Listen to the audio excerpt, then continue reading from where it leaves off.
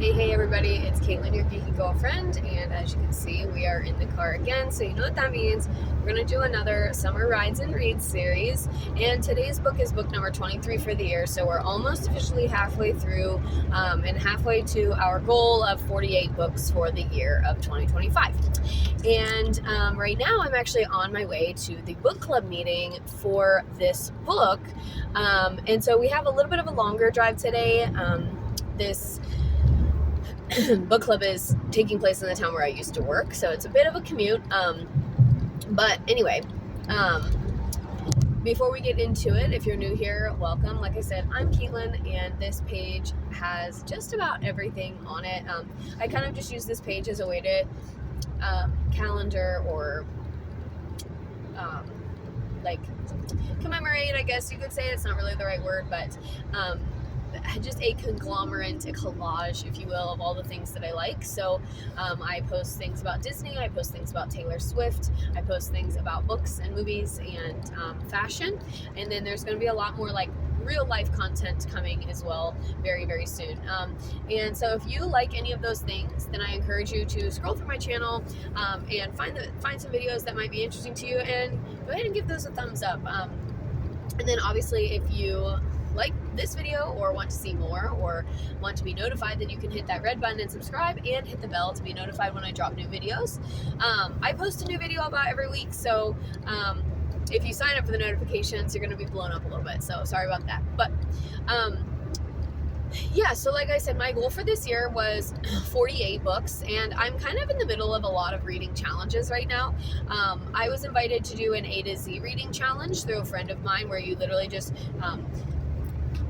put down, like, you just read books from A to Z, and then you just kind of determine, you can just kind of do it on your own. It's a self-paced, there's no real time limit. It's through the end of the year. So I was invited to do that one.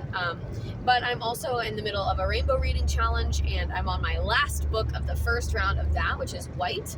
And then we have all the other book club books. So my book club books are the only books that I'm trying to read from the library. So rent or borrow from the library. I'm only trying to do that with book club reads. And then everything else that I've read has been something from my physical TBR, because I have a lot of books. I keep buying a lot of books, and I can't really seem to stop buying books, especially when I go to the discount store and I see really good titles for cheap. So I've been trying to make it through my physical TBR, which is the reason for the Rainbow Challenge, is I just have been going through my shelf and picking out one red, one orange, one yellow. And like I said, we've made it all the way through to White, and I'm reading that book right now, and unfortunately it's starting off a little bit slow, but that's a different video for a different day. This book, like I said, is a book club book, which means we did get it from the library, and I am my grandma is going to borrow it, and don't let that stop you from reading this book, because her and I have some similar interests in books. But today we're going to talk about The Missing Half by Ashley Flowers. Now, this was actually a collab book. There was another author credited with this work, which I can't recall at this time, so I'll try and put that in the description of the video. But this is a mystery thriller, and it is not her first novel. Apparently, she did the novel Only Happy People Here, or something along those lines.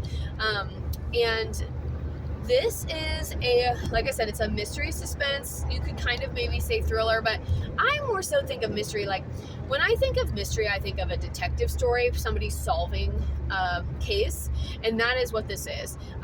And thriller is more like the main character is actively involved in the action that's happening, and something is happening to them. And I did a whole video about a year and a half, maybe even more ago, where I kind of rated my thriller books and how I determine how spooky, scary something is. So you can go check that out, and how many ghosts I would give it. And this one I would say was probably like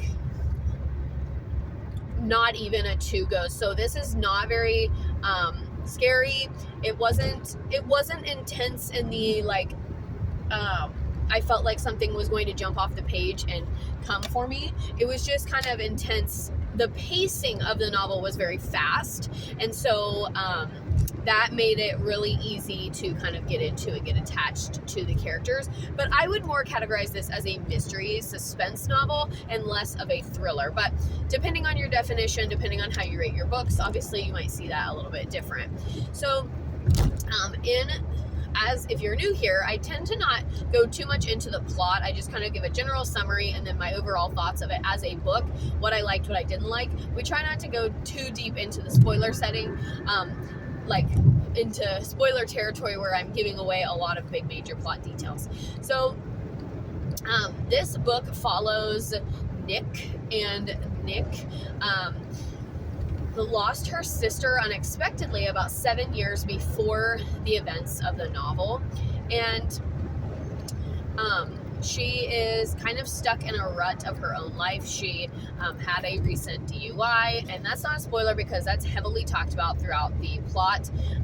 She had a recent DUI. She has turned to alcohol to kind of cope with missing her sister, the grief of that. She doesn't really know how to address or handle these heavy feelings that she's having, but also she is kind of in this dead-end job. She didn't go to college, so she's kind of worked in her same small town for her whole life. She's been at the same job since she was in high school, which was before her sister went missing, because that's the thing, she kind of just goes missing, and you kind of get that from the title, The Missing Half.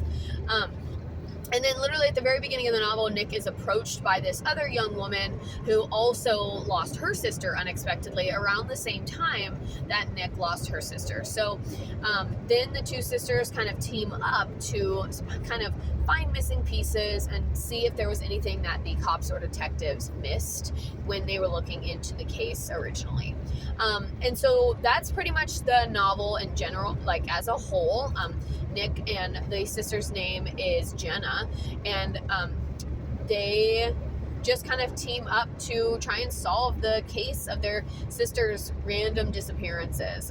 Did the sisters actually die? Were they killed? All those things. And they talk to the police, they go and like scout out people who knew the sisters and stuff. So it truly is just a kind of whodunit, trying to solve this mystery.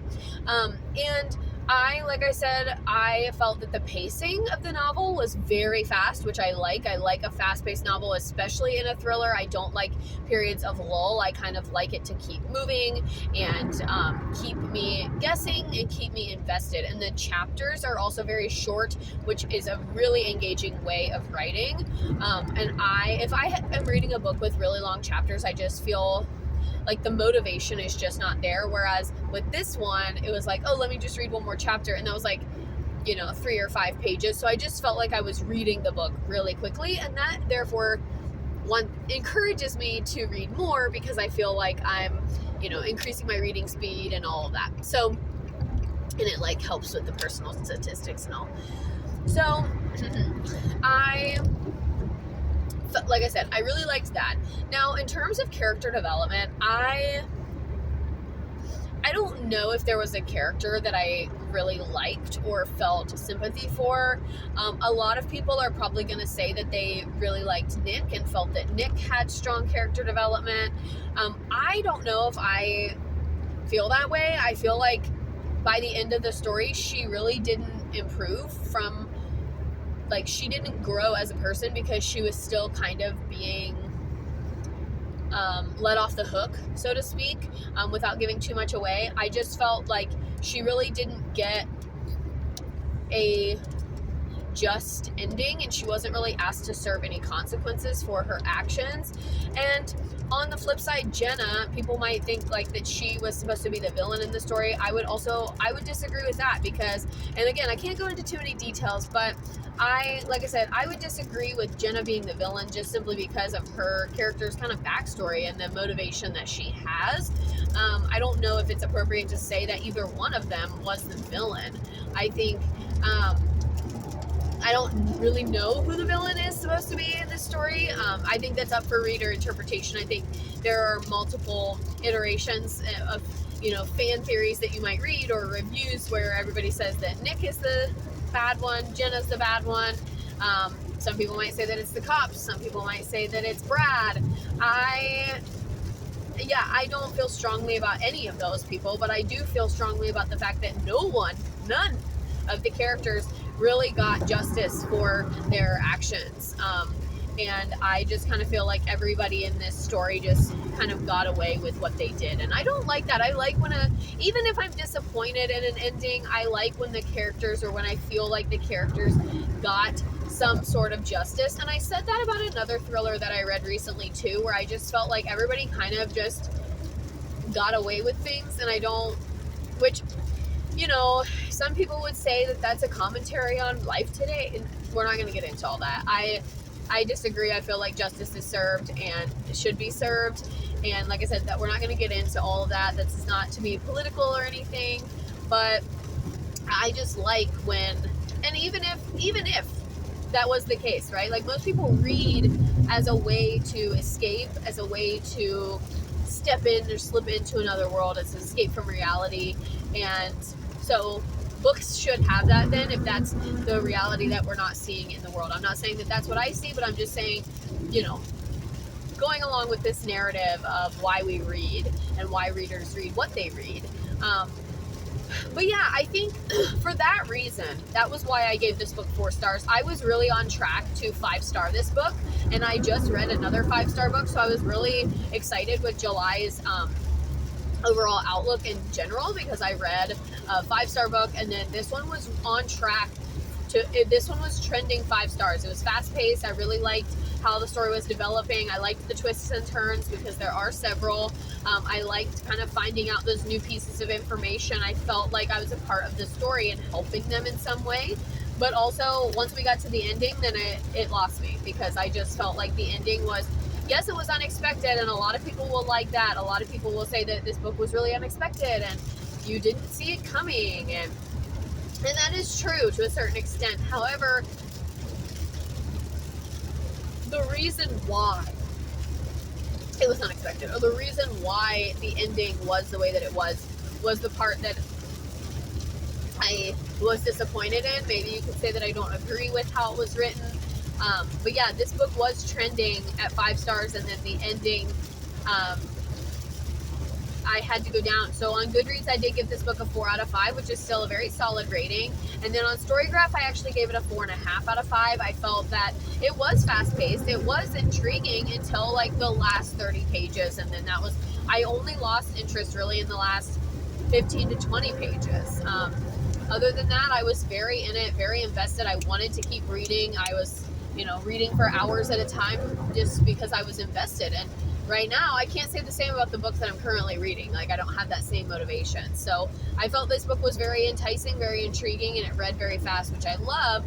But then the ending just kind of disappointed me. So for that, it gets 4 stars. Now, sometimes I do rate my books here on a scale of 10, and so that would give this book an 8 out of 10. I do think if you are looking for a nice mystery, a nice summer mystery that's not too gory, not too dark, or like not too scary, spooky, then this one's a good one, especially if you're new to the thriller genre and you kind of just want to dip your toe in the mystery suspense. But if you are an avid thriller reader, you might be a little bit disappointed in the lack of the thrill, or the lack of kind of spooky scariness. There were elements of that, don't get me wrong. Like, it's not that the whole book was, absent of that, but I just felt that it definitely in the ending could have been a little bit more thrilling, or a little bit more justified. But yeah, like I said, this was book 23 for the year, and I think for July it's either 3 or 4. I don't know. I'm losing count per month, but we are slightly behind in the challenge. And I just saw my end of the year review for last year, and last year I actually read 43 books in 2024, which is why I kind of upped it a little bit this year. And there's been some other life things happening, and I do have 2 nonfiction books that I'm currently working on as well. So it's not that I haven't been reading, I just haven't been finishing novels at the same pace, because I kind of have multiple books that I'm reading at one time, which is not something that I always do. I rarely ever read more than 1 book at a time. And but I typically can do it if it's like a fiction and a nonfiction, because I can slip in to the fiction and then still have that nonfiction. But we are slightly behind in the trajectory for the reading goal this year, but I'm feeling confident that especially over Thanksgiving break and over Christmas break, I'll be able to kind of get a few more novels. And as we pick novels for the A to Z challenge, and when we restart the Rainbow challenge, I may do a little cheat and read some things that are a little bit shorter, just to kind of get my numbers up a little bit. And I know that some people will say like, oh, that's not what reading is about, you should just be reading for pleasure. Trust me when I say that I am reading for pleasure, and I like the little bit of a challenge. That's why I love being in a book club, because it encourages me to read different genres, read things that I would never read on my own.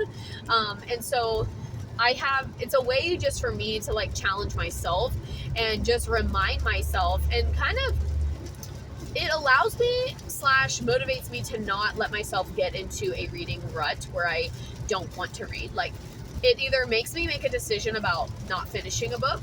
If I'm like really not enjoying it and I'm not feeling motivated, then that would be the reason why I would DNF a book and be like, yeah, I couldn't get into this.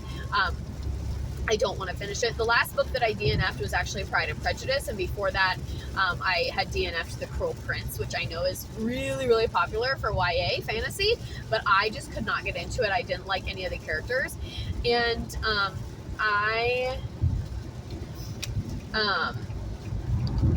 so by like challenging myself in this way, it makes me like make these decisions, and it makes me kind of decide, like, am I going to read this book, yes or no? Because I have a really hard time DNFing books, and I will like push through them even if they are so slow and boring. So I'm trying to be better about that, and by trying to meet my reading goal, that helps, because it's like it's an internal motivation of like, no, because if you have to finish this book to get another book. But anyway, so that was a little bit of a ramble as to why I like pick what I pick, but also I might be like having to cheat a little bit as we get further along, especially into the year. And once school starts here in a couple weeks, like, I'm gonna be picking really easy things. So we're gonna be going back maybe to some more romance stuff, just because I tend to read those a little bit quicker. And I think that's it for this video, guys. Thank you so much for watching and tuning in with me. I hope you guys have enjoyed this Summer Rides and Reads series. I am really excited to debut to you my new filming area in my home. Some of you might have seen the backdrop or the background of it in other videos here that we've filmed previously, but we have completely like reorganized our upstairs, and my filming location is going to start being a little bit different in the background of my video. So once school starts, I'm gonna try and designate like one day a week just to film videos and upload them. So stay tuned for that, and I'm looking forward to sharing all this new content that I've been working on with you guys. I have like 6 or 7 videos in the works that I'm editing and trying to figure out when they're going to be uploaded. But I hope you guys enjoyed this, like I said, this episode of our Summer Rides and Reads series. If you have read this book, please let me know in the comments. If you've read her other book, excuse me, let me know that as well. And you can check out the rest of my videos for more thriller recommendations. I read a YA thriller recently, and I've read lots of Freida McFadden. Now I have the hiccups. It must be time to get off this video. I've read lots of Freida McFadden, and I've also read some Riley Sager as well. So we do have lots of thriller recommendations on here if you're looking, and I also have a whole video on how I rate my thriller books. Like I said at the beginning of this video, I would probably give this one a 1, if not, like, you could maybe go a 2 depending on your how much thriller reads you read, but for me it was like a 1 on spooky, and I forgot to include that in my other reviews, so I'll go add that. But thank you guys so much for watching and hanging out with me today. I will see you guys in the next video. Bye bye.